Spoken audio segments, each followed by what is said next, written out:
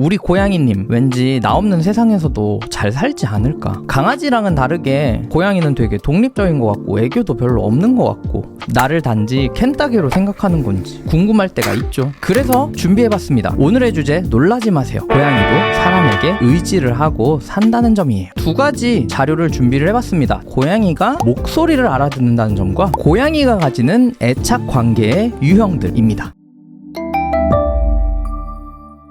안녕하세요. 그루디 수의사 한명균입니다. 첫 번째, 고양이도 자신의 이름을 알아들을 수 있다. 2019년 20마리의 고양이를 대상으로 실험을 해봤습니다. 과연 주인의 목소리 그리고 낯선 사람의 목소리 사이에서 주인에 대해 특별하게 반응을 하는지. 이 실험에서는 4명의 낯선 사람의 목소리와 보호자의 목소리로 아이의 이름을 불러봤어요. 여기에 고양이가 어떻게 반응을 했는지 분석해봤습니다. 첫 번째 그래프를 보게 되면 20마리의 고양이 중 몇 퍼센트가 낯선 사람의 목소리 그리고 보호자의 목소리에서 귀를 쫑긋하는지 고개를 갸우뚱한다든지 이러한 여러 반응들을 나타냈어요. 이걸 토대로 두 번째 그래프는 이러한 반응이 얼마나 강하게 반응을 하는지 비교를 해본 건데요. 첫 번째와 두 번째 그래프 모두 낯선 사람이 나타날수록 반응이 점점 감소를 하는데 보호자분이 나타나는 순간 반응이 매우 높게 치솟는 걸 확인할 수 있었어요. 그래서 주인이 나타나면 반응이 확 올라간다. 다르게 말하면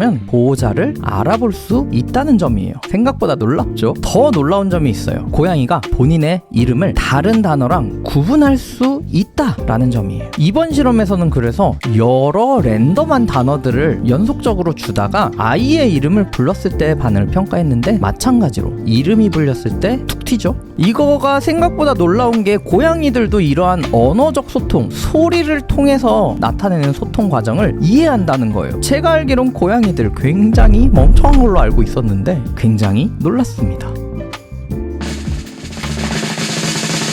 고양이들 아주 똑똑하네요. 두 번째, 고양이의 애착 유형. 이건 마치 어린아이와 양육자 사이의 애착 관계의 유형과 유사하다는 거예요. 고양이에 미친 우리 인간들은 고양이에 대해서 유아한테 적용을 하는 애착 관계 시험을 해본 거예요. 실험 과정은 3가지로 나누어집니다. 첫 번째, 낯선 방에 보호자와 고양이 함께 들어가서 2분 동안 모습을 지켜봅니다. 두 번째는 보호자가 아이는 냅두고 방에서 빠져나온 채 2분을 지켜보게 되고요. 마지막으로는 보호자가 다시 재회를 합니다. 다시 만난 보호자와의 관계를 2분 동안 관찰을 합니다. 그 실험 결과는 사람에서 쓰이는 진단 과정과 유사하게 평가를 하게 되었고요. 그 결과 우선 크게는 안정 애착이라고 하는 경우와 불안정 애착이라고 하는 경우로 나뉘게 되는데, 불안정 애착의 경우는 3가지로 세분화된다고 합니다. 이 4가지 중 가장 흔한 유형은 안정 애착 유형이에요. 보호자를 안전기지로 느끼고 자유롭게 탐색을 하면서 안정감을 느끼는 유형이래요. 나머지 3가지 중에 대부분 무려 84%를 차지하는 유형은 양가 애착이에요. 말이 좀 어려운데 쉽게 말하면 되게 극단적인 2가지 모습을 보이는 경우라 생각하시면 될 것 같아요. 보호자에게 지나치게 매달리거나 아니면 오히려 되게 저항하는 모습을 보이는 조금 모순된 모습을 보이는 유형이 이에 속하게 되고요. 두 번째는 12%를 차지하는 회피 애착 유형이에요. 이 경우는 보호자랑 오히려 멀찌감치 떨어지게 되고요. 전혀 애착 행동을 보이지 않는 모습을 보인다고 합니다. 마지막으로 4%, 전체에서는 1% 미만으로 나오는 경우가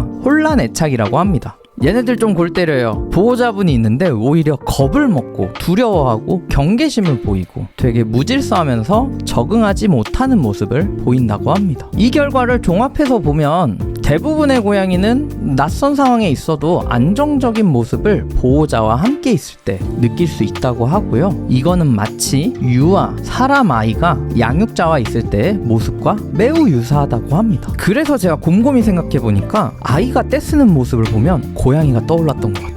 웃을 때 천사 같은 모습을 보이다가 뭔가 맘에 안 든대요. 떼쓰고 울기 시작하면 얘가 대체 뭘 원하는 걸지, 그런 모습이 좀 고양이 같지 않을까라는 생각이 또 드네요.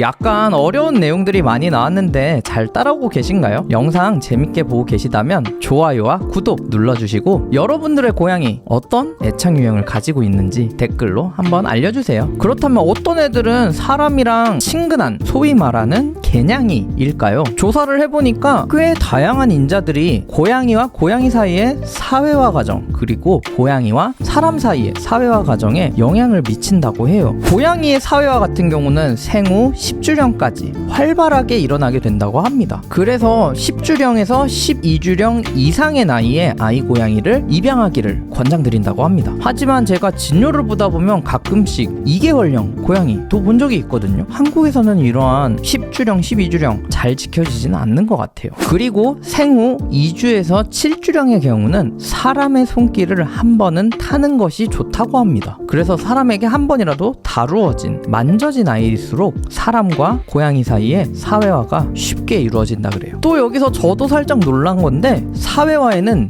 유전적 소인도 존재한다는 거예요. 특히 모계보다 부계의 영향이 더 크다. 쉽게 말하면 아빠의 영향이 크다는 점이에요. 그래서 아빠를 잘 만나야 되는구나. 그래서 이런 근거를 토대로 사회화가 잘 된 고양이들의 경우는 몇 번의 긍정적인 경험만으로도 사람과 금세 친해질 수 있다고 하고요. 반면에 사회화가 좀 덜 된 아이들일수록 몇 번의 부정적인 경험만으로도 사람과 쉽게 멀어진다고 합니다. 소위 말하는 호랑이가 될 수 있다는 거죠. 오늘의 결론입니다. 고양이는 마치 말 안 듣는 떼쓰는 어린아이 같다. 오늘 고양이의 이런 애착 유형에 대해서 알아봤는데 여러분들의 고양이님들은 어떤 애착 유형을 가지고 있는지 참 궁금하네요. 때로는 천사처럼 귀엽고 예쁜 모습을 보이지만 한번 근데 떼쓰기 시작하면 종잡을 수 없는 마치 어린아이 같은 모습을 보이기도 하는 것 같아요. 하지만 이러한 모습들 자체가 고양이가 결국엔 보호자분과 애착 관계를 형성하고 있다라는 증거예요. 우리가 고양이의 이러한 행동과 심리를 잘 이해하고 그에 맞는 사랑과 보살핌을 준다면 고양이와 더욱 깊은 유대감을 가질 수 있지 않을까요?